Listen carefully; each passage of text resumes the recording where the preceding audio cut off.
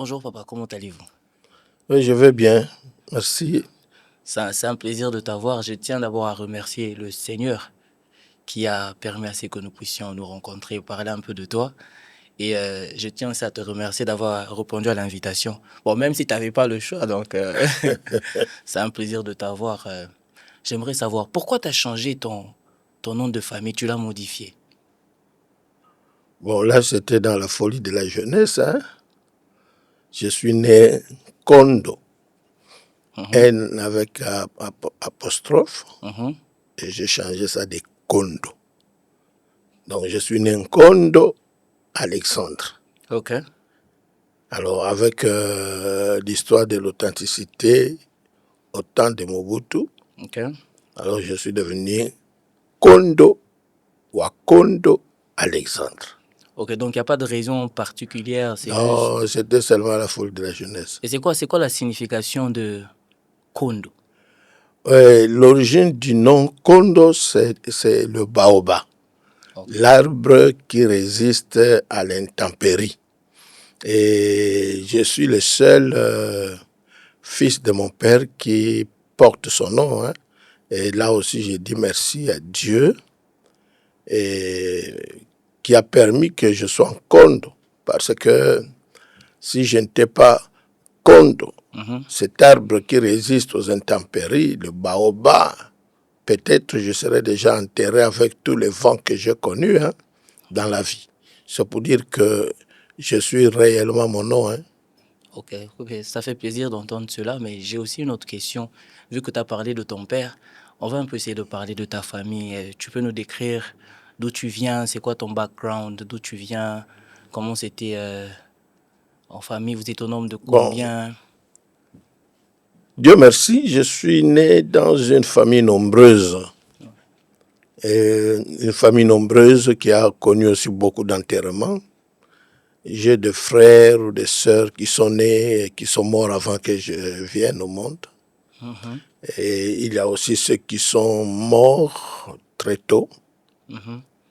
que je n'ai pas leur visage, Ok, parce que c'est maman vrai. a eu 13 enfants, hein, mais avant que je l'enterre, elle a enterré 12 de ses enfants. Oh, ok. Et voilà, et le Kondo, c'est le seul arbre qui est resté au village. Bon, peut-être que c'était prophétique parce que tu es resté le seul. Peut-être tu savais pas, peut-être que c'était prophétique le fait d'avoir changé pour être l'arbre qui résiste. Mais avant tout, on va d'abord parler de la famille. Vous étiez au nombre de 13. Comment ça se passait? C'était quoi l'ambiance? Bon, je suis... La famille, on était plusieurs garçons. Mhm. Maman a eu plusieurs garçons. Ceux qui sont morts avant moi, là, je ne sais pas, ils étaient... maman parlait peut-être il n'y avait pas de filles. On a eu deux filles qui sont, qui sont, qui sont allées aussi très tôt. Mhm.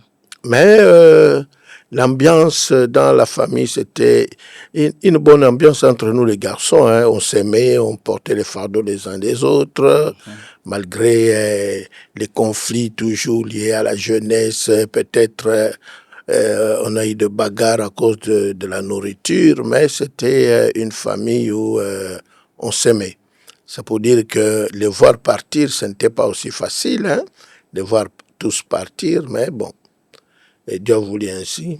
C'est pour cela, moi, je dis souvent que, eh, bon, dans cette famille-là, parce que chez nous, les Bantous, on parle beaucoup plus de la sorcellerie. Ok. Mais il avait aussi cette histoire de SS chez nous, hein. Il y avait des AS, il y avait aussi des SS. Mhm. Mais moi, je suis né AA. C'est pour dire que Dieu a combattu à ma place depuis que j'étais dans l'utérus de ma mère. Ok. Moi, je dis souvent que Dieu est allé dans l'utérus de ma mère pour interdire S d'entrer dans mon sang. Amen. Et c'est pour dire que quand je pense à cela, je peux dire que je suis redevable parce que Dieu a commencé à combattre depuis l'utérus de ma mère et dans le milieu de ceux qui sont nés à S, SS. Je peux dire comme je suis le seul, hein, qui a connu AA, hein. et au positif. Donc, je bénis Dieu parce qu'il a voulu que ça soit moi. Et dans les 13 enfants que ma mère a eus, Dieu a voulu que ça soit moi qui reste. Pour un but alors. Amen. Gloire à Dieu. Gloire à Dieu. Et pour revenir, c'était comment ton enfance à toi? Sur le plan peut-être financier, c'était comment? Tu étais d'une famille modeste? Tu étais dans quel genre de famille? Bon,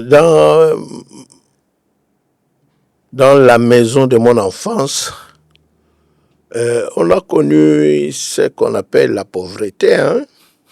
Je connais l'humiliation de la pauvreté.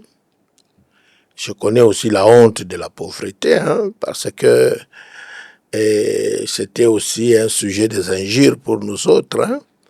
Mais malgré tout, on avait quand même une maman qui a beaucoup travaillé au champ.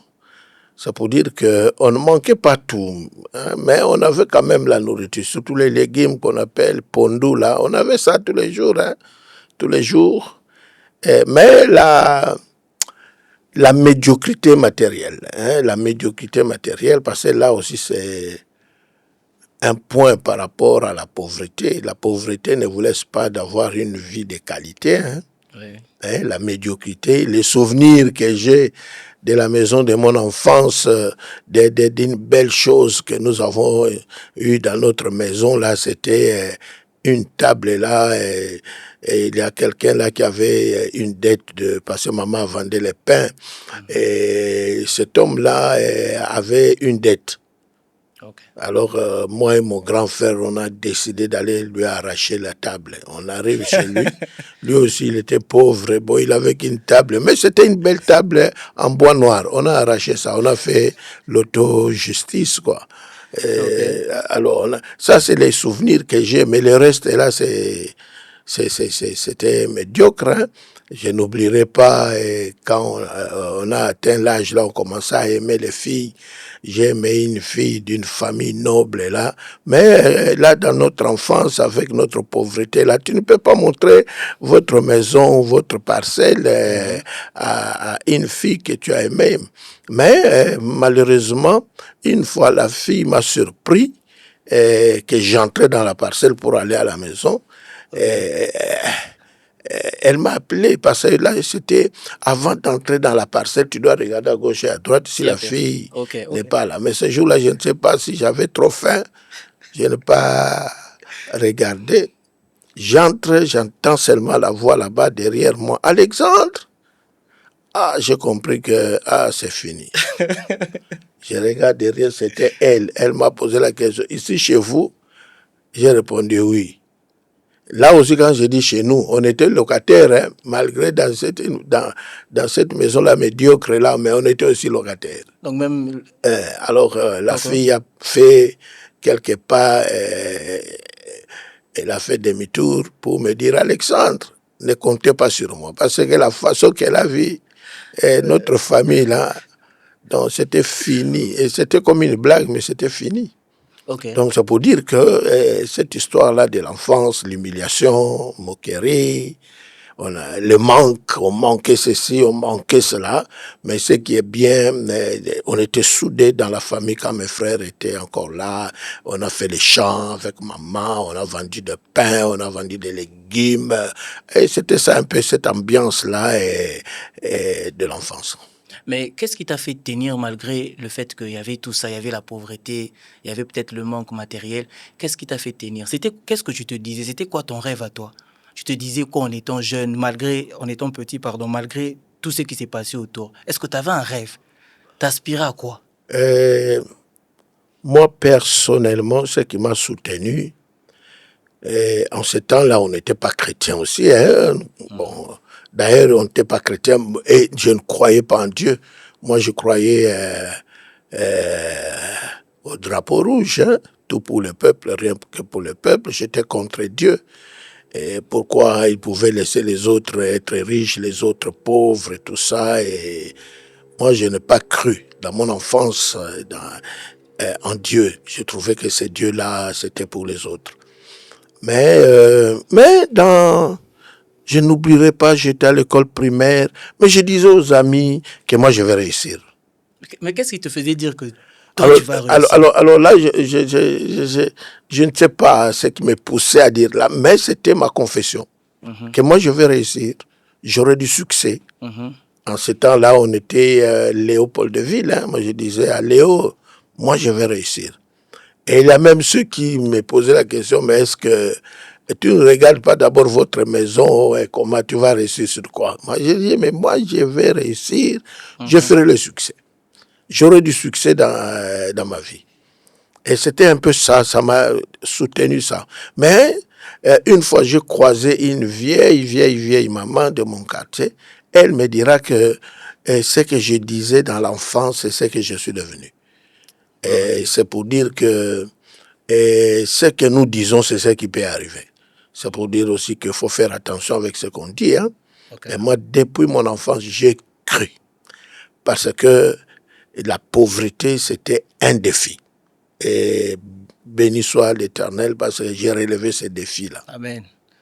Du coup, pour reparler, on va revenir sur la pauvreté étant un défi, mais physiquement, à quoi tu ressemblais? Comment tu t'habillais? Déjà qu'il y avait la pauvreté, c'était comment? Essaie un peu de donner plus... Physiquement, les habits. Et dans le domaine des habits, par exemple, je n'oublierai pas, j'avais une culotte. Hein. J'avais seulement une culotte quand j'étais à l'école primaire, là, vers 3e, 4e, 5e année primaire. Une seule culotte. C'était la culotte pour le sport, la culotte pour la maison. La même culotte, c'était les slips. Donc, on avait seulement une culotte. Okay. On est grandi comme ça. Tu peux faire 2 ou 3 ans à l'école, tu n'as qu'une culotte. Hein? Mais malgré cela, on croyait quand même qu'un jour ça va changer. Alors je crois le chemin que j'ai pris d'être scout ou louveteau, j'ai commencé par être louveteau et après on est devenu scout. Mais il avait des chansons là d'espérance, beaucoup plus. On était enfant. Exemple, j'étais enfant, on chantait un cantique là, demain il fera beau. Sur la grande route, demain il fera beau. On chantait ça, on ne discernait pas ce qu'on disait, mais je ne sais pas, je crie à ce chant-là. Demain, il fera beau. Et c'est pour cela, jusqu'à aujourd'hui, j'ai dit aux autres, quelle que soit l'obscurité, mais demain, il fera beau. Et ça m'a soutenu. Et je n'oublierai pas, quand on grandissait là, on avait atteint un âge là où les amis commençaient à porter les pantalons. Moi, j'étais à la culotte. Alors, j'étais quand même élancé parce que j'étais mince, maigre, mais élancé là. Mais les amis avec les pantalons, moi, mon premier pantalon, tellement j'ai resté comme un enfant, j'ai pris les pantalons de mon père, j'ai essayé un peu de diminuer cela. Mettre taille, ok. Alors, je n'oublierai pas le premier jour quand j'ai essayé un peu de travailler ces pantalons-là, mais j'avais un problème avec les classeurs ici, c'était difficile à diminuer. Alors, les amis m'appelaient parce qu'on devait sortir. Alors, quand je suis sorti, ils ont vu le pantalon. Quand je venais là, les amis ont crié comme un but qu'on a marqué au stade, hein, parce que c'était un pantalon terrible. Mon père était plus grand que moi, plus élancé que moi, mais j'étais enfant, j'ai essayé de recoudre ces pantalons-là. Alors les amis ont eu pitié de moi. C'était aussi prophétique. Je ne savais pas que j'allais vivre avec les offrandes. Alors les amis réunis, ils ont cotisé pour m'acheter mon premier pantalon. Hein, le premier beau pantalon que j'ai mis, c'était les amis. Entre nous les enfants, hein, ce n'était pas des vieilles personnes. Okay. C'est entre nous les enfants. Okay. Entre nous les enfants, mais on a eu pitié de moi. On m'a acheté un pantalon. Et c'était ça un peu l'ambiance. Mais en ce temps-là, c'était des vrais amis. Hein, des vrais amis. Moi, je dirais que dans mon enfance, j'ai connu de vrais amis dont je garde les souvenirs. Il y a ceux qui ont déjà qui ont quitté déjà cette terre des vivants, mais jusque-là, j'ai un ami qui est resté. Et je bénis Dieu. C'est pour cela, moi, je dis souvent que, au lieu de se moquer des autres, il faut aider. Parce que moi, je suis le fruit de cet Totalement, ouais. amour-là.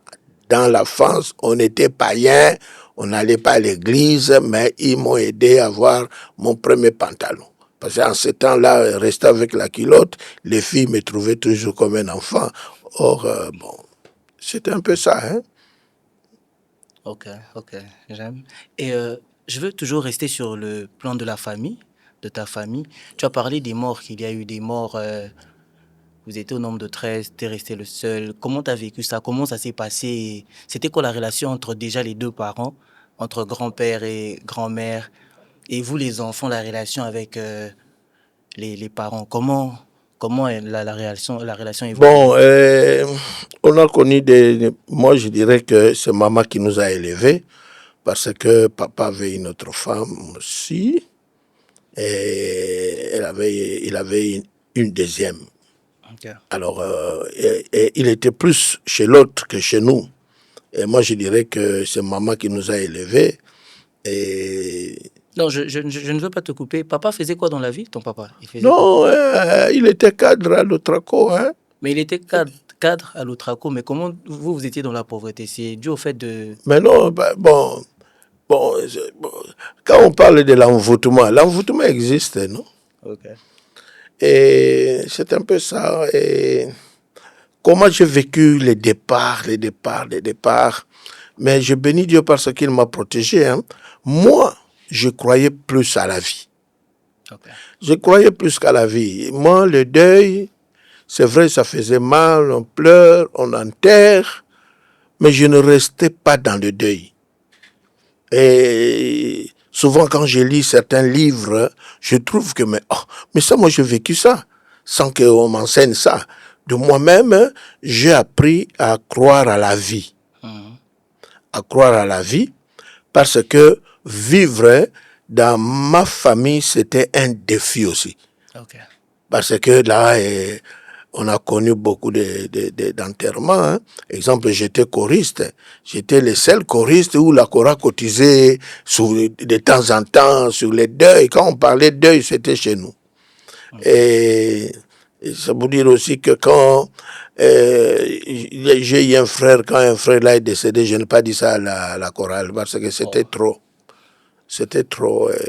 C'était moi, toujours. On cotisait que sur moi. Bon. Hein, mais moi, j'ai cru à la vie et je ne voulais pas rester trop dans le deuil. C'est pour cela, dans ma vie, tout ce que j'ai connu comme déception, trahison, je n'aime pas rester là-dedans. Parce que si j'avais l'habitude de rester dans le deuil, avec tous ces plusieurs deuils-là, moi aussi, je serais enterré. Donc, c'est pour dire que, c'est vrai, le deuil, c'est une souffrance, mais ne restez pas dans le deuil. Et quand mon dernier frère, ma dernière sœur, c'était la sœur, quand la sœur était malade, j'avais un ami, un missionnaire américain, et lui, il m'a posé la question, mais maintenant, s'il mourait, tu vas rester seul? Je dis oui. Alors, et il me posera encore la question, tu continueras à croire? J'ai dit, mais abandonner la foi en Christ, c'est d'abandonner la vie. Alors moi, je veux vivre. Amen. Hein, c'est pour ça aussi j'ai écrit, parce que tu crois que tu es le seul qui écrit, hein, mais j'avais aussi écrit un poème là, dans mes larmes. Non, mais J'ai dit, Ok. j'ai perdu ça, mais j'ai dit dans ce poème-là, dans mes larmes, je veux dire au monde que Jésus-Christ est bon. Ça, je garde Wow. dans mes larmes. Dans mes larmes. Hein, Très fort. Très dans fort. mes larmes, je n'abandonnerai jamais la croix. Et c'est pour dire que aujourd'hui, je dis que Dieu m'a fait grâce, parce que tout ça, ça vient de Dieu. Hein. Dieu m'a fait grâce de ne pas rester dans le deuil, dans les larmes. Parce que si j'étais resté dans les larmes, dans le deuil, alors quelle vie j'aurais? Alors, j'ai dit merci à Dieu parce que, bon, je ne suis pas celui qui reste dans les larmes, dans le deuil. C'est pour cela, aujourd'hui, là, j'ai perdu les dates des enterrements de mes frères, j'en ai pas. Ok. J'ai perdu ça. J'ai perdu même là où on les a enterrés. Quand dans chaque année, là, il y a une date là où les gens vont au cimetière, moi, je dis jamais. Je ne veux pas aller parce que j'ai besoin de la vie. C'est pour cela, les jours où les gens vont aller pleurer leur mort au cimetière, moi, je vais au restaurant. Parce que j'ai besoin de la vie. Ok. Ils sont partis, ils ne reviendront plus jamais. Hein. Ah. Et si on parle un peu de ta conversion, c'est pendant ta conversion que les morts ont commencé. Bon, c'est vrai tu as eu des frères qui sont partis bien avant que tu naisses, mais les morts ont commencé pendant ta conversion ou c'était bien avant? Bon, on a connu des décès quand on était sans Christ, hein, mais plusieurs aussi sont allés, on était déjà chrétiens. On était déjà chrétiens. Et là, par rapport à la foi, c'est pour dire que leur départ, non, avec tous ces départs-là, j'ai dit souvent merci à Dieu parce que je suis resté en Christ. Je suis resté en Christ et j'étais parfois aussi celui qui encourageait, comme mon grand frère. Il était déjà presque à la fin de sa vie. Le médecin qui était un ami qui m'a dit, mais Papa Kondo, ton frère là ne va pas survivre. Alors un jour je suis allé à l'hôpital, j'ai vu de loin mon père qui était là, triste. Alors je l'ai encouragé. Je l'ai encouragé. C'est un peu ça. Et c'était quoi ta relation toi avec ton père? Mon père, d'abord je portais son nom, hein. Et c'est après que j'ai trouvé que je suis reconnaissant, hein, parce qu'un Kondo, Baoba, Alexandre, quand vous regardez dans les dictionnaires, Alexandre, on prend beaucoup plus Alexandre le Grand. Okay. Alors, dans les dictionnaires, on dit que les gens qui portent ces noms-là ne reculent pas. Okay. Alors là, c'était ma vie, hein. Je ne recule pas. Quand j'ai un projet, je ne recule pas. Quand j'ai un rêve, je ne recule pas. Et ça m'a aidé. Mais mon père, lui aussi, il a connu beaucoup de drames dans sa vie. Mais les jours où j'ai compris son histoire, je suis allé chez lui pour le pardonner. Parce que j'ai compris qu'il était victime. Il nous faisait payer ce que lui il a connu. Hein. Tu peux nous en dire Parce plus? que, bon, il n'a pas connu une relation familiale stable ou bonne. Hein, parce que papa, son père fut un militaire. Alors, entre les deux là, grand-père, grand-mère, papa était le fils aîné et sa mère a disparu. Alors au village, on croyait qu'elle était déchirée par les animaux féroces et tout ça. Ils ont fait les matangas, c'était fini, l'histoire finie. Okay. 2 ou 3 ou 4 ans après, on les voit revenir. Alors voilà maintenant un militaire qui reste avec un garçon. C'était les grands militaires et les petits garçons, les deux là, des 2 hommes ensemble. Alors il a vécu quelle vie? Et son père s'est remarié. Alors, quelle vie qu'il a vécue là-bas. Et quand sa mère là est revenue, ce n'était pas 2 ou 3 ans, plusieurs années après, quand sa mère là est revenue, c'était encore une autre honte, hein, parce que sa mère est allée avec un autre homme. Okay. Alors, revenir comme ça, c'était une histoire chez nous, les Banyanga, dans le Congo central, mais sa mère était obligée de beaucoup de chansons. Hein. Alors, cette humiliation-là, hein, c'est comme quelqu'un m'a dit, mon père n'a jamais aidé quelqu'un. Okay. Et quand sa famille paternelle ou maternelle quittait le village pour venir à Kinshasa chercher le boulot, j'ai croisé quelqu'un qui m'a dit que ton père était méchant. Il n'a aidé personne. Et ce jour-là, mon père était déjà enterré, mais j'ai demandé pardon à la place de mon père, parce que quand cet homme-là parlait de mon père, il parlait avec colère. Alors j'ai compris que papa a blessé beaucoup, mais nous autres aussi, ses enfants, c'était la même chose. Mais c'est son histoire-là qui m'a fait comprendre que non. Et parfois, il y a des comportements dans la vie. Vous pouvez critiquer, haïr quelqu'un, mais il faut connaître l'histoire. Alors quand j'ai compris son histoire, je l'ai pardonné. Quand je lui disais que je l'ai pardonné, il ne comprenait pas. Il voulait encore me compliquer. Il dit, celui-ci, on ne peut pas le suivre. J'ai laissé tomber. Mais le problème, mais quand il est mort, moi, je n'étais pas là. Mais avant de mourir, là, avant que son âme quitte son corps, il me cherchait, il voulait me voir. Mais c'était difficile, c'était déjà trop tard. Donc c'était un peu ça la relation avec papa. On n'a pas connu son amour. Mais dans mon enfance, quand je regardais notre père, ce qu'il faisait là, moi je disais, ça je ne veux pas reproduire ça. Je ne veux pas. Voilà pourquoi, enfin, je t'ai posé la question, parce que bon, je te l'ai déjà dit à plusieurs reprises, mais j'en profite encore pour te le dire, t'as un bon père.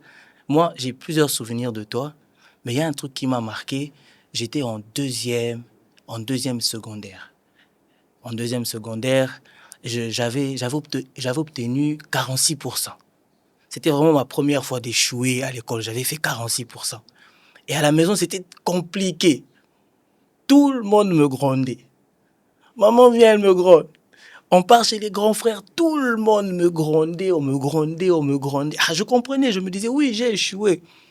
Je ne pouvais pas me trouver des excuses. Mais après, on m'a dit, attends, papa va revenir le soir. Vous allez sortir avec lui aussi, il va te parler. Ah, je me suis dit, ah, déjà te connaissant, hein, je sais que papa lui frappe pas, papa il parle souvent.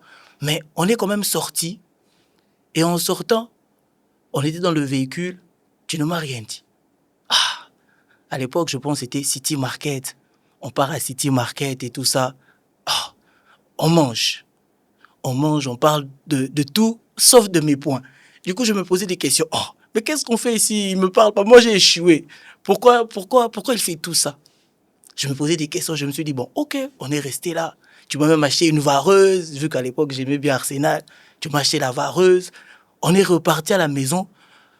On arrivait presque à côté de la maison. Du coup, je te pose la question. Peut-être toi, t'as oublié. Moi, j'ai pas oublié parce que ça m'avait vraiment marqué. Je te pose la question. Ah, mais j'ai échoué. On sort. Tu m'achètes tout ça. Tu me donnes tout ça. Qu'est-ce qui se passe? Tu m'as répondu, tu m'as regardé. Tu m'as dit, écoute, Doxa, moi, personnellement, je paye ton Minerval pour que tu fasses de ton mieux. Et si pour toi, faire de ton mieux, c'est faire 46%, tu as fait de ton mieux. Et ça m'avait tellement marqué. Et à la au deuxième semestre, j'avais fait 72%. En passant, tu étais même là à l'école. Donc, c'est un souvenir comme ça que j'ai. Voilà pourquoi je voulais savoir comment ça se fait qu'avec ton père à toi, tu n'as pas été comme ça avec nous. Mais non, c'est un choix. La vie, c'est un choix. Vous savez, les scientifiques disent que si tu es né dans une famille pauvre et que tu deviens pauvre, c'est ton choix. Okay. Ce n'est pas la famille, c'est toi. C'est pour dire que ce que moi je n'ai pas reçu à mon père, je pouvais reprendre. Non, non, non. Moi, c'était mon choix. J'ai dit tout ce qui m'a fait souffrir dans mon enfance, je ne veux pas reproduire cela. Okay. Et je crois aussi que ceux qui ont connu la bonne souffrance, ceux qui ont bien souffert, ce sont des hommes et des femmes qui ne reproduisent pas ça. Okay. Faire payer les autres ce que tu as connu, c'est une forme de la méchanceté. Et le monde est en train de souffrir à cause de ça. Et moi, d'abord aussi l'histoire de la maison. Hein? Moi, depuis que cette fille-là dit, parce qu'elle a vu notre maison là, elle ne comptait pas sur moi.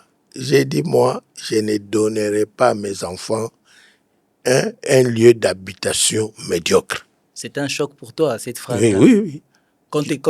Qu'est-ce que tu t'es dit après, quand tu as reçu cette phrase-là après, et puis que la relation était finie? Comment tu as... Mais non, elle avait raison parce que là, c'est beaucoup de risques. Hein. Aimer un pauvre, ça, c'est beaucoup de risques. Hein. Ok. Elle avait raison. Mais dans sa raison est né le choix de la vie que je ne peux pas donner à mes enfants. Un lieu d'habitation médiocre. Ok. Et ça, j'ai combattu. Hein. C'est pour ça que je suis fier. Que malgré tout, on était locataires, mais j'ai veillé sur la maison.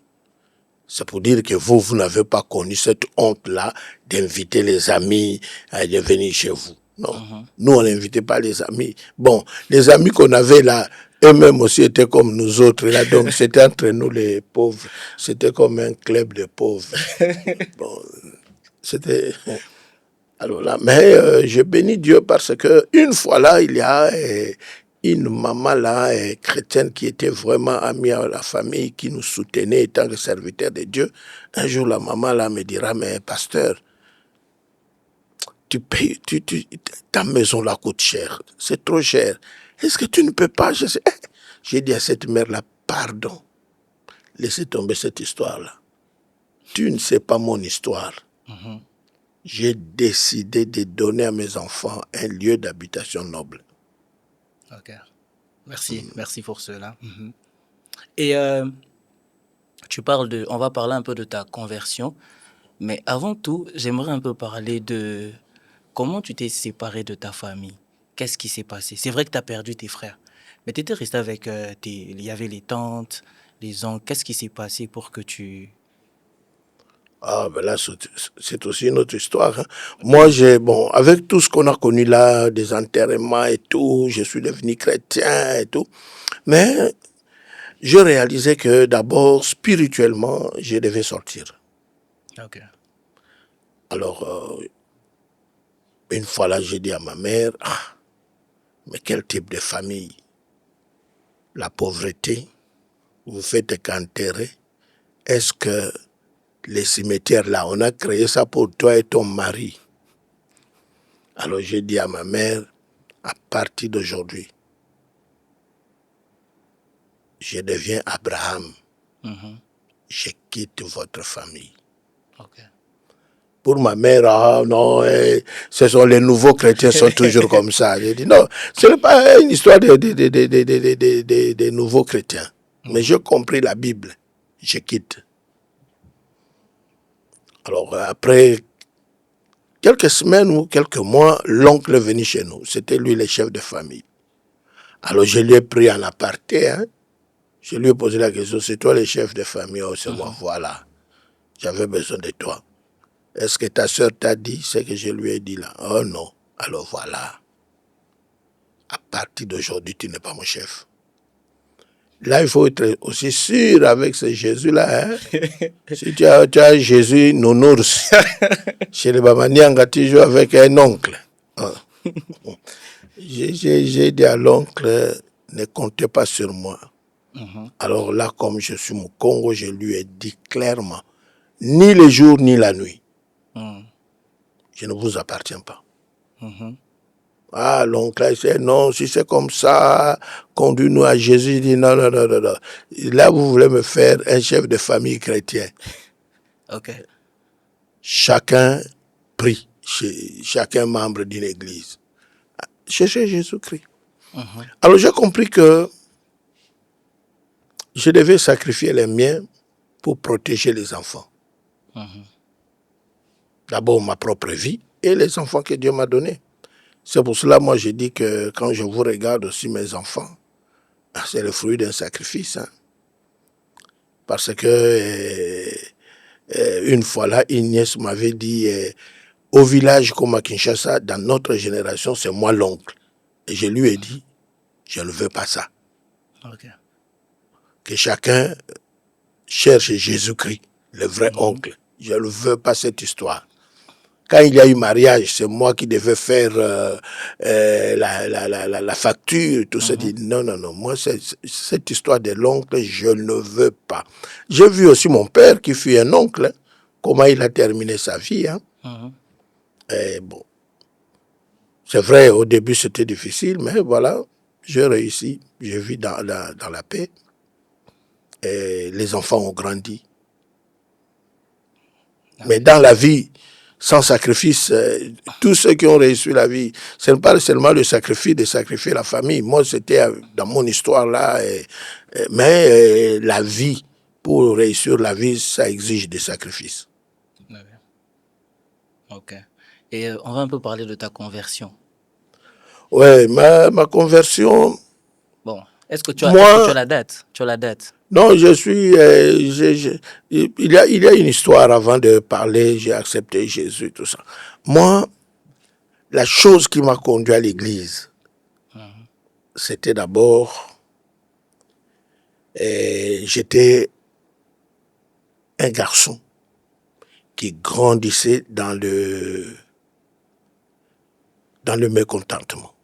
J'étais mécontent d'être noir, j'étais mécontent de ceci, de cela, pauvreté, les enterrements. Et je voulais savoir vraiment le secret du bonheur. Avec l'humiliation là de la pauvreté et tout ça. Alors mon cœur était tourné beaucoup plus vers le bonheur. Okay. Comment vivre heureux. J'étais encore un petit garçon, mais comment vivre heureux.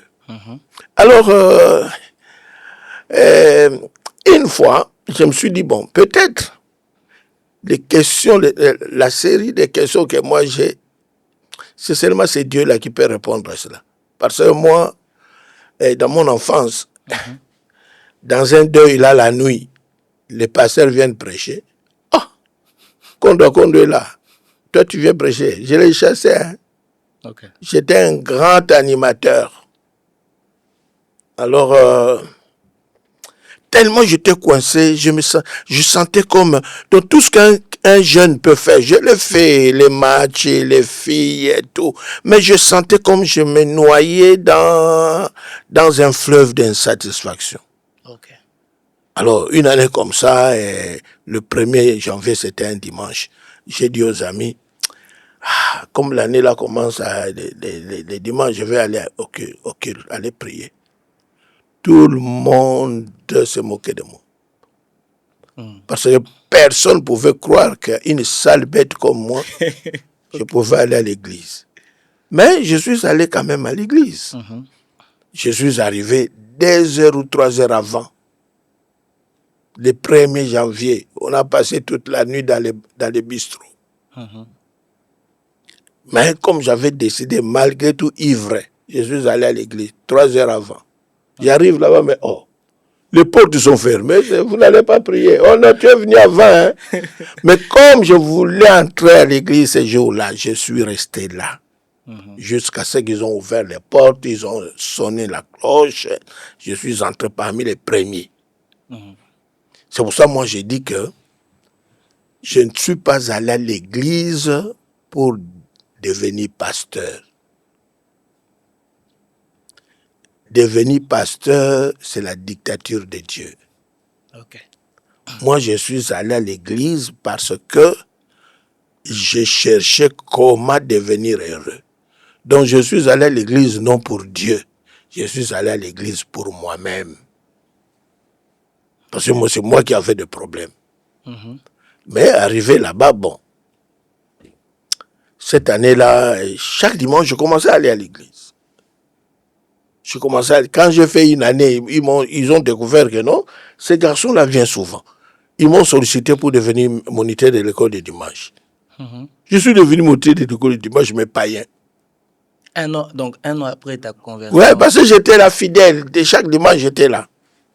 Ok. Et après, je suis devenu moniteur, je suis devenu choriste. Mais 2 ans après, c'est là où quand nous sommes allés au camp biblique que j'ai compris que j'étais loin de Dieu. Que le bonheur là, je cherchais, je pouvais le trouver qu'en Jésus-Christ. Et j'ai donné ma vie ce jour-là, seul, dans cette chambrette-là du lycée Kimwenza. J'ai donné ma vie à Jésus-Christ, seul. Et quand j'ai donné ma vie à Jésus-Christ, et le Seigneur m'a fait comprendre qu'il y a des hommes, des garçons comme moi, qui sont aussi à la recherche du bonheur. Comme moi, j'ai trouvé le bonheur, je pouvais aussi aider les autres à trouver ce que moi j'ai trouvé comme bonheur. J'ai rencontré Jésus. C'est pour ça, moi, j'ai dit que faire le pasteur, ce n'est pas ma profession. Ma vraie profession, c'est ça que je n'ai pas fait. Moi, je voulais devenir médecin. Ok. Alors, le Seigneur a compris que je pouvais l'aider. Moi, je dis ce que je fais, je suis en train d'aider Jésus-Christ, parce que c'est lui qui est venu chercher et sauver ceux qui étaient perdus. Alors, il nous a enrôlés dans sa mission. Et cela est devenu aussi ma mission, hein, de partager l'évangile. Et c'est pour ça que quand on me pose la question au début, là, toi tu prêches trop, tout ça, je l'ai fait par reconnaissance. Je ne le fais par reconnaissance à cause de ce que le Christ a fait pour moi et à cause de ce que moi aussi j'ai découvert en Jésus-Christ, le vrai bonheur. Hein? C'est pour dire qu'aujourd'hui, là, je l'ai dit souvent, je ne suis pas allé à l'église pour devenir pasteur. Dans le monde politique, on parlera de la dictature, mais dans la Bible, on parlera, dans les milieux chrétiens, on parlera de la souveraineté de Dieu. Hein?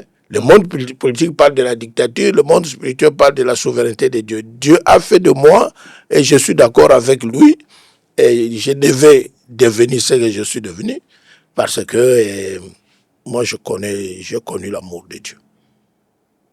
Ok. Et depuis ce jour-là, dans la chambre, comment est-ce que tu es devenu pasteur? Depuis ce jour-là, dans la chambre à Kimwenza, Ouais, quelles sont les étapes? d'abord, quand on est sorti c'était un camp biblique de jeunes. Hein, quand je n'oublierai pas, quand on est sorti de ces camps-là, on arrive c'était à Kimwenza, on arrive à Kabuka, on descend tous dans le bus, chacun avec son sac, mais personne ne bougeait.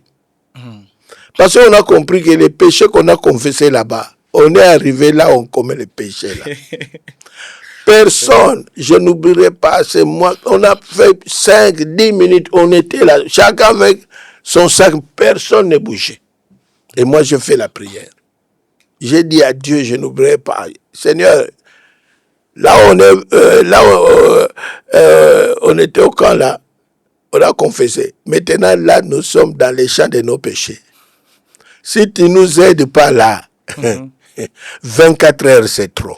Alors j'ai écouté les jeunes qui me disent Amen, Amen, aide-nous, Amen. Au nom de Jésus, quand j'ai dit seulement Amen, chacun avec son sac. Et c'était le départ. Hein. Et j'ai influencé beaucoup de jeunes. J'ai influencé beaucoup de jeunes. On a gagné beaucoup de jeunes. Et je donne raison à Dieu. Parce que à cause de l'obscurité de tout ce que j'ai connu, la lumière est sortie de cette obscurité-là et on est devenu ce que nous sommes devenus. Et c'est pour dire que, bon, là aussi quand j'ai accepté Jésus, la première prière que j'ai faite à Jésus, dans cette chambre-là, c'était laquelle? Après avoir accepté Jésus, j'ai dit au Seigneur, aide-moi à être patient envers toi. Ok. Et pourquoi? Parce que tu es venu dans une vie que moi-même j'ai détruite. Ok. J'avais cette notion-là, que d'une vie détruite. Ce n'était pas les démons, liens de famille. Moi, j'ai dit au Seigneur, moi, j'ai détruit ma jeunesse. Alors toi, tu viens pour reconstruire dans les ruines. C'est pour cela, toute ma vie, je n'ai pas envié les gens. Parce que moi, je savais que je devais donner le temps au Seigneur Jésus de reconstruire. Et j'ai dit que je suis fruit de cette grâce-là. Amen. Du coup, après ton changement, après toutes les décisions que tu as prises pour ne plus retomber, c'était quoi la réaction de ton entourage, tes amis, Ouais, les amis m'ont donné seulement une semaine. Et quand je suis revenu là, on vient me chercher. Allô, allô, ah non, je ne vais pas aller. Ah, laissez tomber. Est-ce que vous croyez qu'il saura? On m'a donné une semaine. Après une semaine, on me donne un mois. Après un mois, on me donne 3 mois. Et après, ils étaient fatigués. Je ne suis pas revenu dans cette vie-là de la jeunesse. C'est un peu cette grâce-là.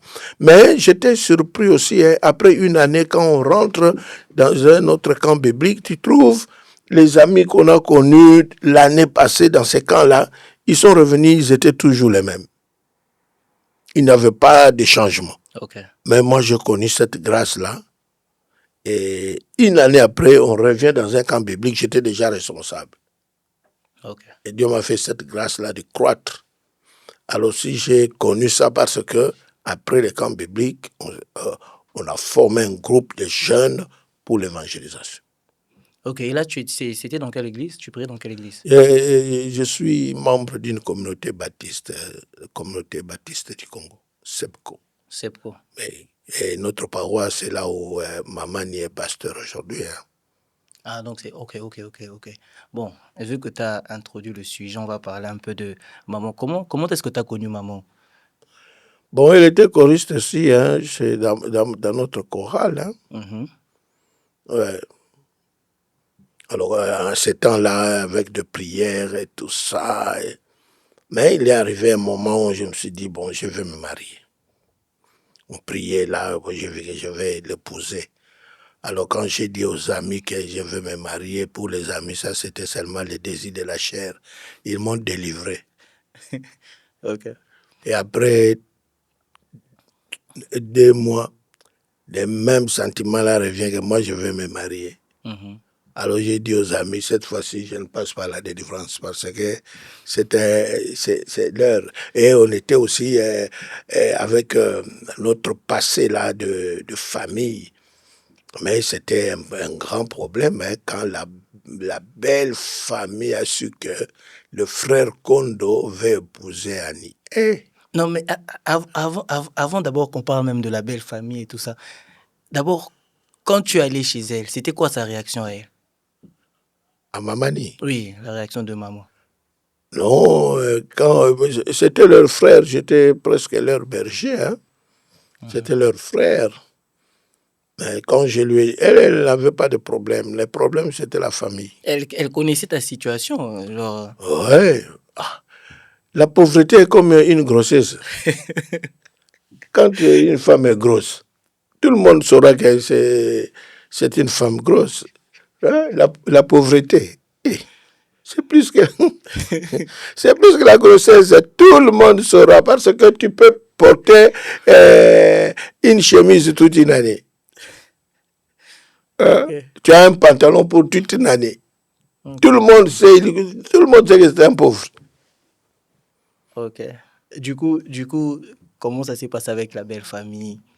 Bon, si on peut, la belle famille, je ne sais pas qui l'a posé la question. Est-ce que dans votre groupe-là, il n'y a pas un autre homme que celui-là?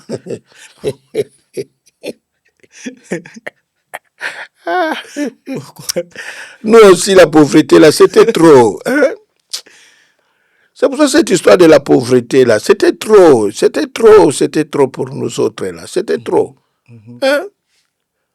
On peut être pauvre mais caché, mais là, c'était une pauvreté publique. Tout le monde sait. Mais t'as parlé de que tu étais AA, et... Alors là, maintenant, ok, vas-y. parce que ça crée un problème dans la belle famille. Hein. Bon, là aussi, je leur donne raison, parce qu'il n'y a aucun parent qui va donner sa fille au garçon qui était là. Hein? Un garçon là médiocre. C'est pour ça que je dis même la beauté corporelle, j'ai eu ça dans dans la vieillesse. Hein. C'est un zombo le soir, comme disent les véhicules bien. Alors là, il y a ceux qui sont allés dire à la belle-mère, mais ces garçons-là, dans leur famille, ils font que mourir, et il va laisser ta fille veuve très tôt. Et une fois là, on m'appelle, Annie me dira que maman a besoin de toi, il faut venir chez nous le matin. Je ne savais pas pourquoi. J'arrive là-bas, c'était pour aller à l'hôpital. Pour faire quoi? Examen médical. Ok. Ça, je n'ai pas dit ça à mes parents, hein, Ok. parce que c'était quand même... tu dois aller à l'hôpital. Pourquoi? Non, il faut faire des examens. Alors, on croyait que j'étais sec. Ma base était très, très mince. Mhm. Tu aimes la fille, qu'est-ce qu'il faut faire? Nous sommes allés. Et moi, avec mon père, là, avec ma mère, l'argent de la nourriture, c'était déjà un problème. Alors, ils n'avaient pas l'argent pour nous faire des examens médicaux. Moi, l'électrophorèse et le reste, là, c'est la belle famille qui a payé. Parce que la belle famille commençait à chercher une raison pour casser l'histoire.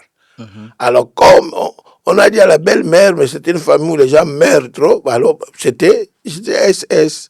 Alors quand tu me regardes là aussi, heureusement, hein, tu vois, c'est pour ça que ta soeur un jour, elle me dira, toi aussi avec ton gros ventre, je lui dis petite, faites attention avec ces Français-là. Tu ne sais pas ce que moi j'ai ramassé dans l'enfance, hein. Non, mais il y a une insulte, tu m'avais dit, on t'avait dit, Ozalaki Mouké. Non, on me disait que j'étais mince comme le fil du drapeau. Okay. Vous savez, les fils là, avec les drapeaux, j'étais comme ça. Okay.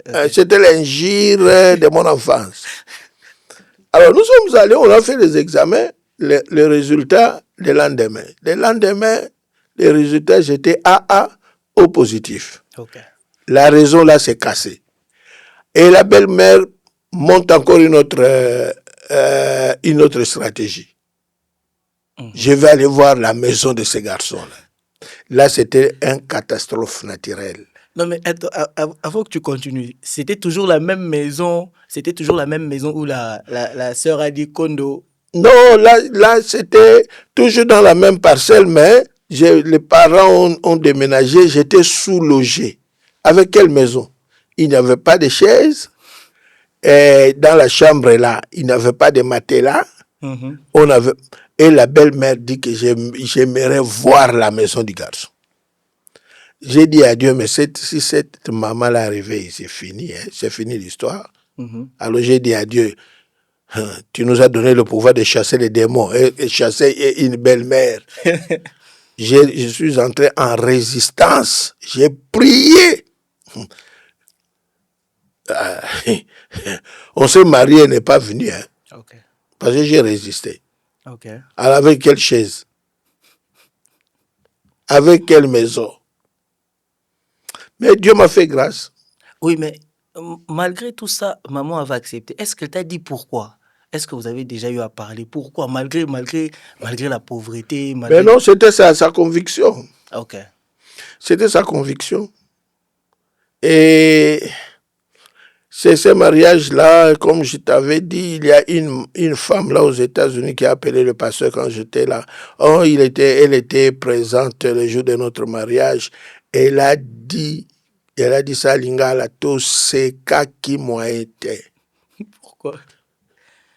Et ils se sont moqués de nous terriblement. Parce que c'était quel mariage? D'abord, le jour de mon mariage, je n'avais pas l'argent pour louer le véhicule pour aller au culte. Ok. J'ai fait les pieds. Heureusement que c'était seulement dans la même commune. Okay. Hein? Okay. Tu étais là à pied en train d'aller à l'église, les amis t'appellent. Hey, allez qui? C'est quoi? Tu vas où? Oh, je vais me marier. Et marier à pied. Mais tout ça, ils avaient raison. Et j'arrive à 100 mètres de l'église. J'étais arrêté là, je commençais à entrer à pied. L'argent que j'avais, je peux négocier. Est-ce qu'un chauffeur va accepter? Je vois le prédicateur qui passe. Il me dit, mais qu'est-ce que tu fais là? Viens, monte. Alors là, c'est le salut. Mais on arrive, je lui demande maintenant de klaxonner. Il me dit, lui aussi, il n'a pas de klaxon. Alors, et les pieds, et entrer dans cette voiture, c'était la même chose. On entre quand même, je descends comme ça, tout le monde, il est là, donc sans klaxon. Ok. Alors tout ça, il y avait un groupe là de mamans, mais malheureusement, c'était les amis de ma belle-mère. Ok. Ok. Et cette femme-là dit, ce jour-là, on s'est éclaté de rire, tossé, kabango. On termine les cultes, la bénédiction nuptiale, on sort comme ça, on n'a pas de véhicule. On devait aller là où il avait la fête. Heureusement, ce n'était pas trop loin. Ah, les groupes de prière, on nous a entourés. Tam-tam, sifflet, louange, à pied. Ok. On arrive là-bas aussi, une fête sans nourriture. Il avait les pains et les arachides. Non. Alors tout ça, c'était terrible. Hein? Mais bon, vous savez, quand vous croyez à la vie, que demain il fera beau, on peut rire comme, on peut se moquer de vous. C'était une semaine, je voyageais pour aller à la formation en Suisse. Hein? Ok. Et 2 semaines après, maman y a suivi. Hein? Donc c'est pour dire que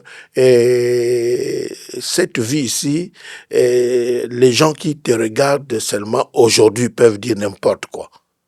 Mais les gens ne savent pas ce que demain réserve. Hein? Ok.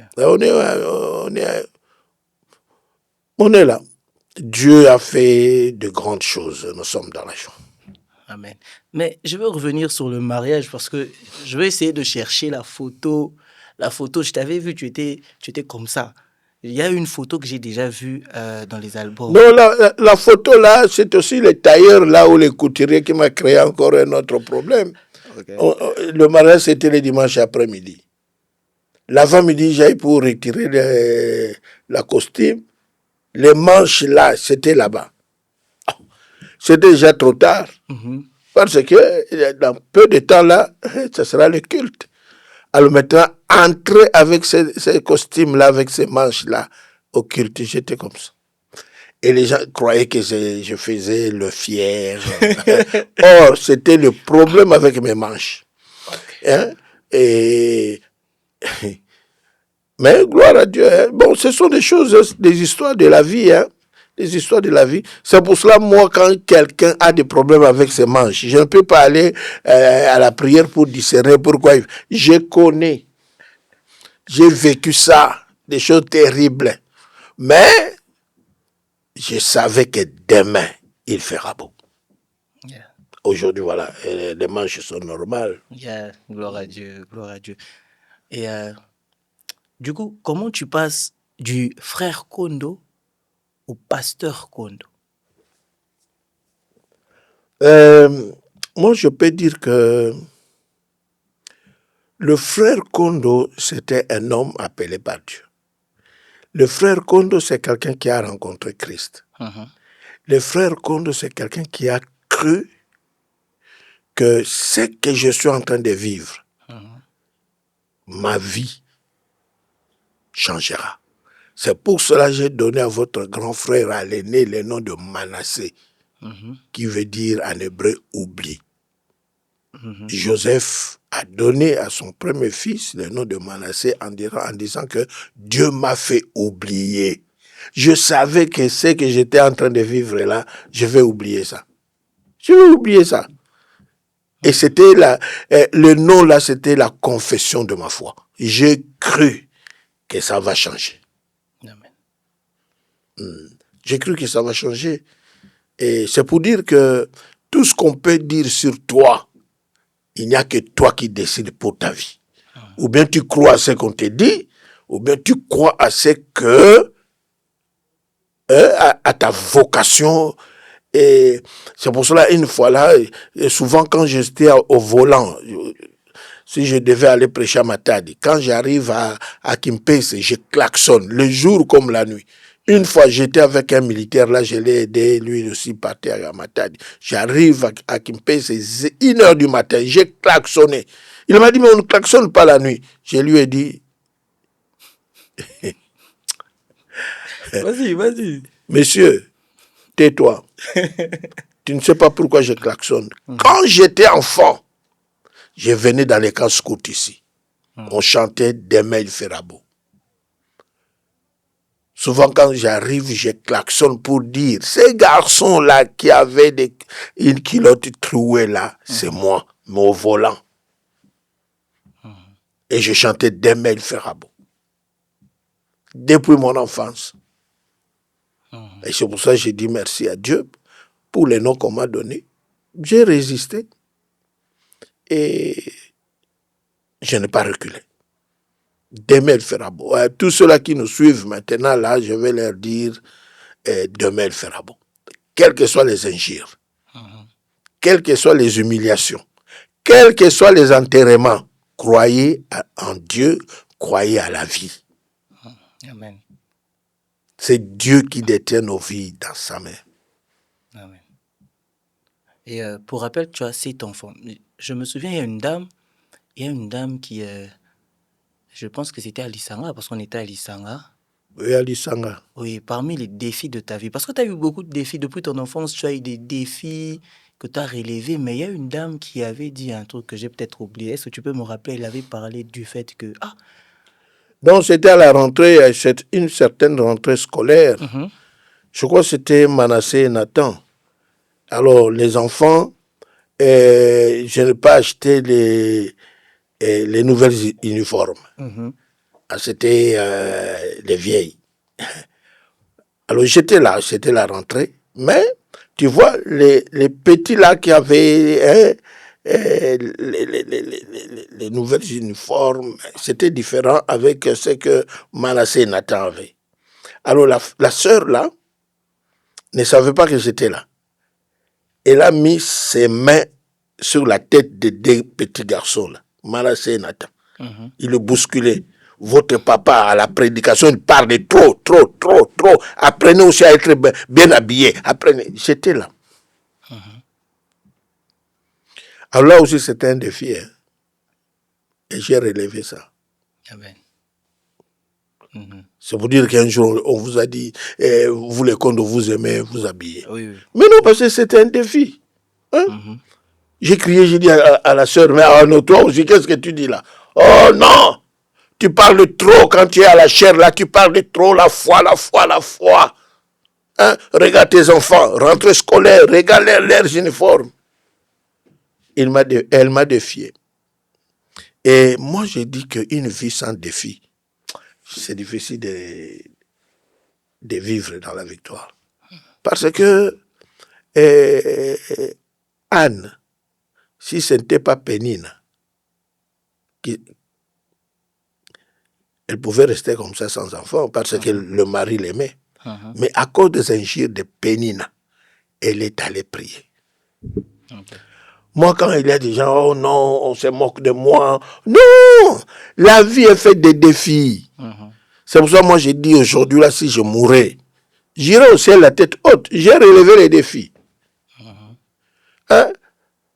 Et j'ai eu des enfants dans un peu de temps, là, 7 enfants. Ceux qui aiment parler, là, on verra qu'il élève ces enfants-là. C'était encore un autre défi. Mais aujourd'hui, j'ai remporté ces défis-là. Hein? Vous avez étudié. Oui. J'ai remporté des défis. Je suis devenu grand-père. J'ai remporté ça. Une vie sans défi, ça ne va pas. Alors si quelqu'un n'a pas connu ce que nous autres, nous avons connu, les injures, l'humiliation, la pauvreté, mais fais de ta vie, de ta propre vie, un défi. Crée le défi, fais de ta vie un défi. Là où il y a les défis, moi, dans cette histoire d'élever les enfants, comme j'avais un défi, on habitait Lingwala, je pouvais faire le pied jusqu'à l'ozone. C'était chaque lundi pour aller chercher le pondou chez ma mère qui revenait de champ parce que j'avais un défi. Dans les quartiers, là, on croyait qu'on disait, ah non, cet homme-là, c'est un bon mari. Non, ce n'était pas une histoire de bon mari, c'était les défis. Et la belle famille aussi. Les paroles sont arrivées à mes oreilles. On verra. Alors, j'ai remporté les défis.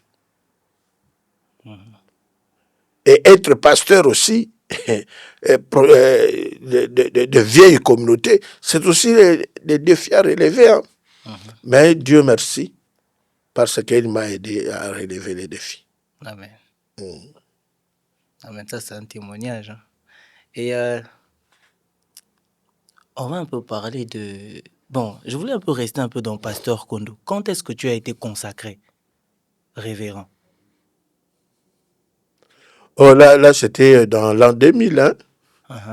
Oui, j'ai été consacré pasteur, révérend, comme on dit. Hein.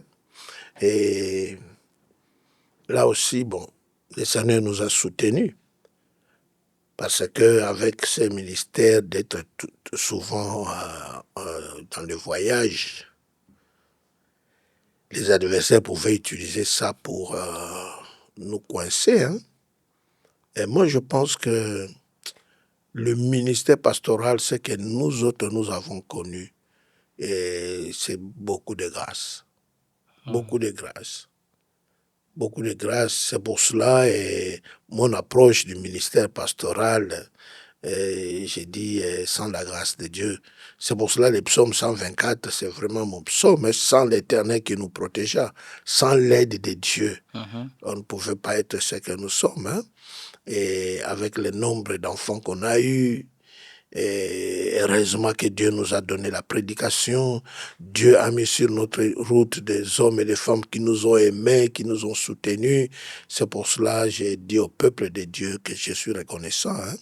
Et dernièrement, j'ai prêché dans votre église. J'ai dit à l'ISC que l'ISC m'a aidé à élever les enfants. Et moi, j'ai connu beaucoup de grâce. Et on continue. Et l'âge que j'ai aussi là, par rapport à nos statuts et règlements de l'intérieur, je dois aller en retraite par rapport à la communauté. Hein, comme une société par rapport à la communauté, je vais aller à la retraite parce que dans 5 mois, là, j'aurai déjà 70 ans. Mais les statuts prévoient que les hommes, c'est à 65. Donc j'ai dépassé les 5 ans. Et j'ai béni Dieu pour cela. Et en parlant aussi de ton âge, tu nous as toujours dit que tu avais fait une prière à l'époque. Vu les morts qu'il y avait dans ta famille, il y avait une prière, tu avais demandé à Dieu de te garder. Oui, moi, quand je me suis converti, parmi les premières prières, après avoir dit au Seigneur que tu es venu de construire dans les ruines et tout ça, même l'âge que moi j'avais demandé, c'était 75 ans. Okay. Hein, là, passer chez nous, là, avec mes frères, mes soeurs, il y a ceux qui sont morts à une année, à 2 ans, à 10 ans, à 20 ans. Personne n'a connu 40 ans, hein. 35 ans, personne. Alors, dans cette ambiance-là de deuil, j'avais demandé à Dieu s'il pouvait m'aider à vivre même 75 ans. 75 ans. Aujourd'hui, beaucoup de gens me disent que non, c'est peu. On est peu par rapport à qui? Hein? Moi, j'ai demandé 75 ans. C'est pour dire qu'au mois de mai, là, j'aurai 70. Il me reste 5 ans. Mais heureusement, une fois là, je termine un séminaire. Une petite fille est venue me voir. Papa, tu m'as beaucoup béni. Et je n'ai pas d'offrande. Que Dieu prenne mes 5 ans qu'il te donne. 80. Donc, c'est ça. Et j'ai oublié un truc, parce que on a parlé de la pauvreté, on a parlé de tout ça. Et ma question était, comment tu as pu payer ta dot? La dot? Oui, parce que on a parlé de la pauvreté, on a parlé de tout ça. Maintenant, je me demande, mais surtout à l'époque, comment tu as payé la dot? La dot, c'était aussi une histoire, hein, parce que ma mère me dira clairement, j'étais à Kikongo, me dira que toi, tu es en train de créer un problème. Où est-il Sosamambo? Mais elle avait raison. Une semaine avant la date d'aller verser la dot. Alors là, maintenant, la belle famille t'attend. Hein? Tu attends seulement les échos, il n'y aura pas de dette ici.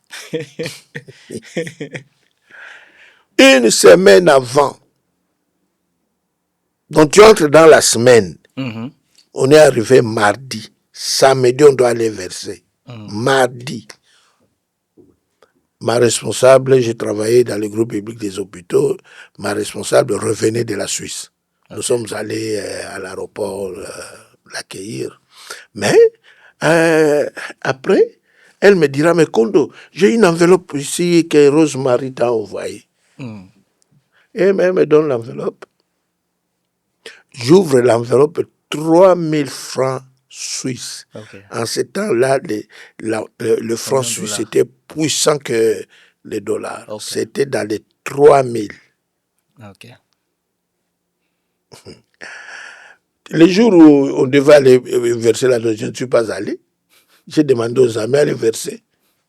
Hein? J'ai acheté tout. Pas La de chose, dette. pas de dette. La chose qui me manquait, c'était la montre Omega que les beaux-pères avaient demandé. Mhm. Montre Omega, montre suisse de qualité. C'est ça qu'il m'avait demandé. Ok. Alors, on a cherché ça à Kinshasa, il n'y avait pas de montre Omega, parce que c'était une vieille marque qu'on ne fabriquait pas. Mhm. Mais heureusement, nous sommes allés en Suisse. Alors, un frère de la Suisse me posait la question comment chez nous, chez vous, on s'est marié. Je lui ai parlé j'ai dit même que, comme moi, on m'a demandé une montre Omega que je n'ai pas trouvée jusqu'à présent.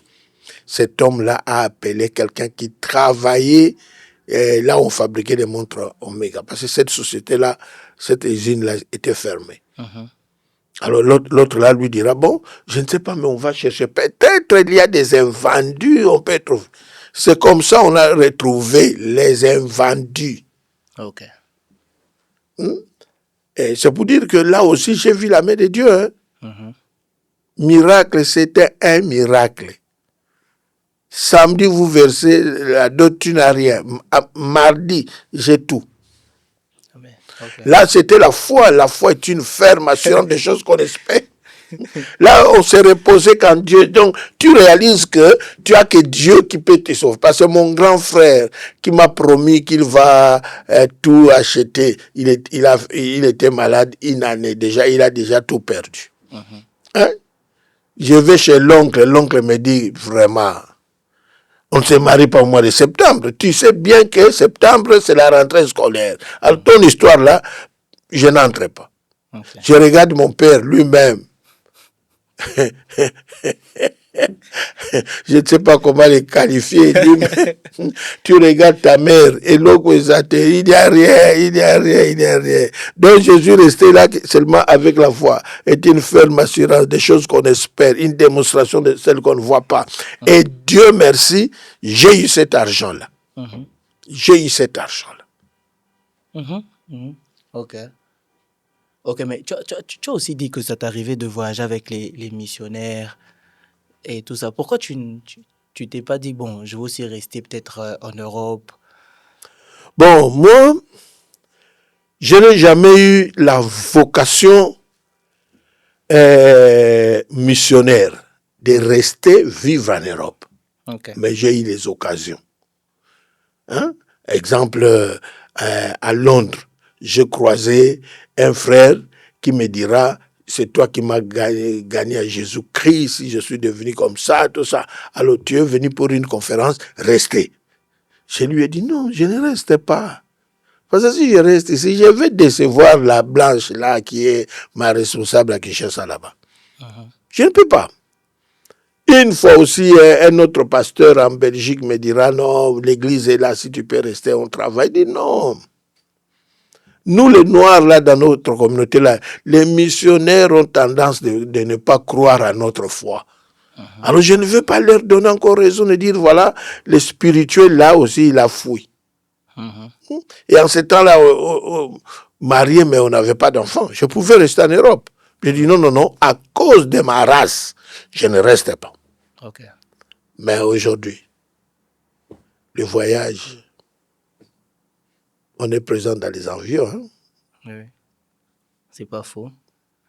C'est vrai que il y a une anecdote et tout. L'affaire de Mobutu. Bon, je crois, non, pas Mobutu, mais une fois là, je prêchais sur la paternité de Dieu. Alors j'ai dit, parmi les choses que j'enseignais, on essaie un peu de voir Dieu notre Père et le Père terrestre. J'ai dit, Dieu notre Père, il prend soin de nous. Hein? Il pourvoit. Parce que le Père est aussi notre berger. Alors, dans les illustrations que j'ai données, j'ai dit exemple, on t'appelle Père de la nation. Mais si tu arrives à affamer toute une nation, les impayements, les sous-paiements, on peut dire que tu es un mauvais Père de la nation. Je n'ai pas cité les noms de quelqu'un. Oui. Oui. Alors là, les services de sécurité, quand ils ont écouté ça, ils ont appelé les pasteurs pour lui dire, ton invité là, avant qu'il rentre à Kinshasa, il sera chicoté. Ok. Alors, quand on te dit ça, comme en ce temps-là, Mobutu était Mobutu, hein, Ok. quand j'ai eu cette nouvelle-là, je ne sais pas, j'ai perdu déjà 10 kilos. Hein, parce que tu sais que tu auras la chicote. Mais Dieu merci. Le lundi, là, pour prendre le bus, rentrer à Kinshasa, j'arrive à l'arrêt. J'ai regardé de gauche à droite. Mais qu'est-ce que tu te disais? Tu te disais quoi? Tu te disais quoi? Mais non, je me suis confié au Seigneur parce que en ce temps-là, mais je suis arrivé à Kinshasa sans chicote, je n'ai pas eu ça. Et là, ce sont les contre-attaques, hein, tant que prédicateur, hein,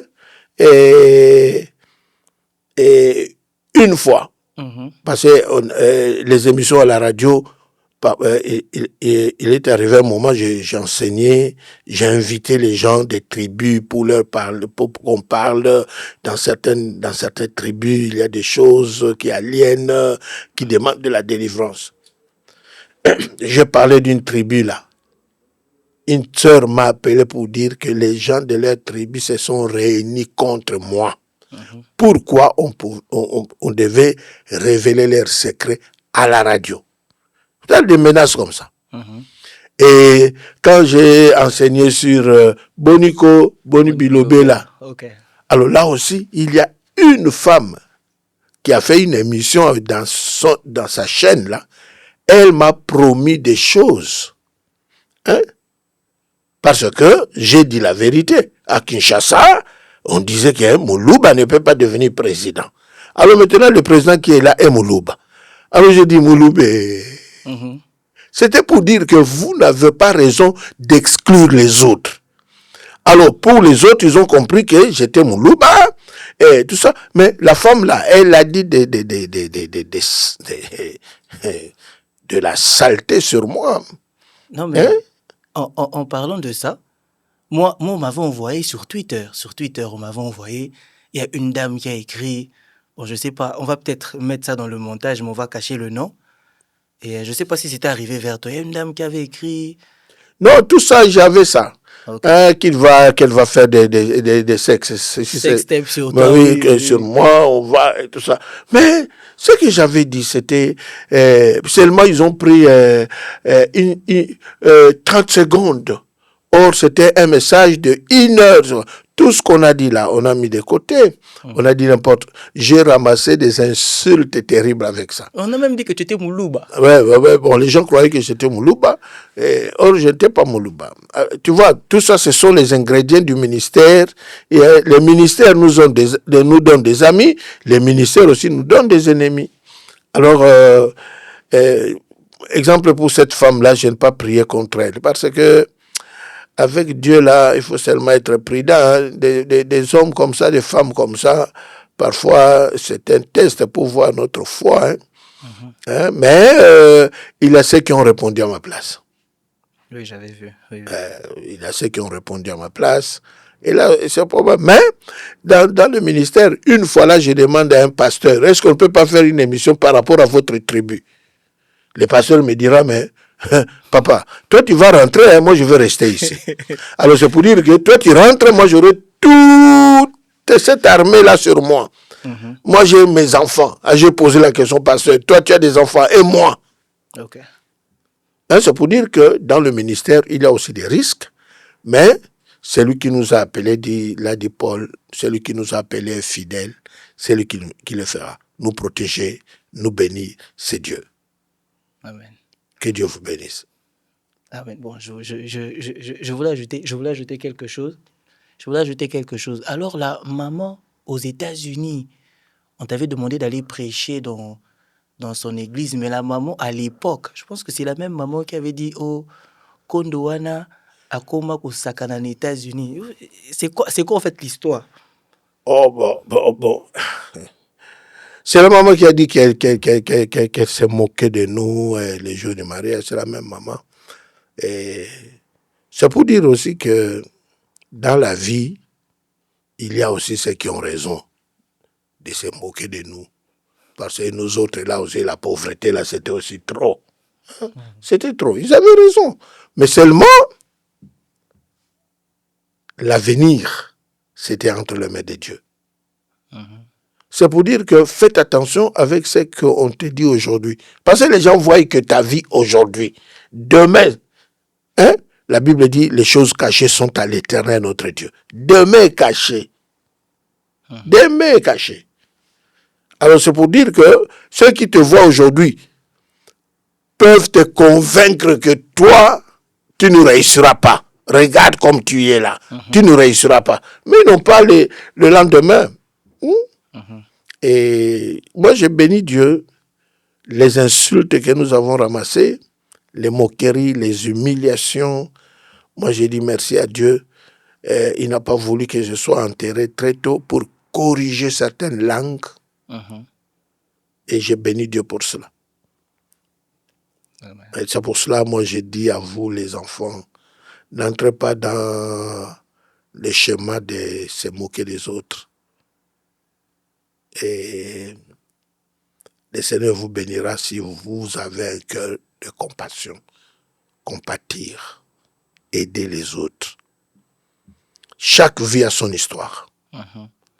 Mais dans chaque histoire, quand on se confie à Dieu, Dieu est capable de changer l'histoire.